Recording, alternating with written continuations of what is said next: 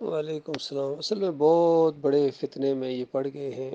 اور ظاہری بات ہے جس طرح ہر مسلک کے علماء ہیں بڑے بڑے، وہ ان کو کسی نہ کسی طرح تسلیاں دیتے رہتے ہیں کہ تم شرک پر نہیں ہو، چاہے دوسرے تمہیں مشرک کہیں، کافر کہیں، جہنمی کہیں، جو مرضی کہیں،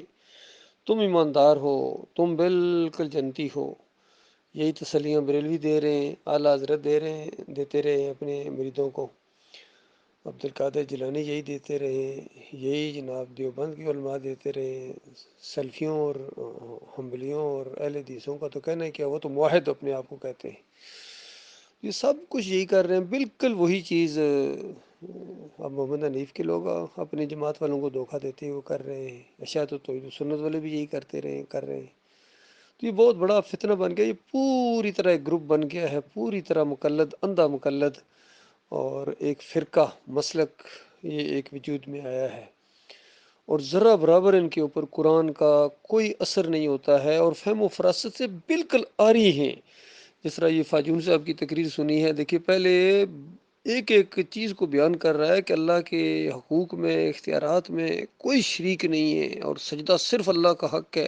اس میں بال برابر بھی اگر کوئی کسی اور کی شرکت مانے گا تو وہ پکا کافر ہے، اس طرح فتوے لگا رہا ہے، اور اس کو ہوش نہیں ہے کہ یہ فتوے ان کے اوپر خود چپک رہے ہیں، یہ فتوے محمد حنیف کے اوپر جا رہے ہیں، کیونکہ جب تم کہہ رہے ہو کہ اس کے حق، اس کا یہ حق ہے کہ انسان اس کو سجدہ کریں، کسی اور کو نہ کریں، تو بتاؤ پھر یوسف علیہ السلام کو سجدہ کیوں ثابت کر رہے ہو؟ اتنی سادہ سی بات تمہاری سمجھ میں ہے؟ بالکل وہی ان کا ذہن ہے، ہر مشرک کا جس طرح ذہن ہوتا ہے۔ مشرکین مکہ کا سب سے بڑا جرم اور شرک یہی تھا، وہ کہتے تھے کہ اعلان کے ساتھ، بلکہ پکار پکار کر حج اور عمرے کے دوران، طواف کے درمیان یہ کہتے تھے لا شریک اللہ، لا شریک، تیرا کوئی شریک نہیں، تیرا کوئی شریک نہیں، مگر جس کو تو نے خود بنا لیا۔ بالکل یہی فلسفہ ہے فاجون کا، محمد حنیف کا، قاری خلیل الرحمن کا، کہتے ہیں کوئی سجدہ نہیں کسی کو، کوئی سجدہ نہیں کسی کو، مگر جو خود اللہ تعالیٰ نے کروا دیا۔ یہ ان کا بڑا ڈرامہ سارا چل رہا ہے، یقین کیجئے،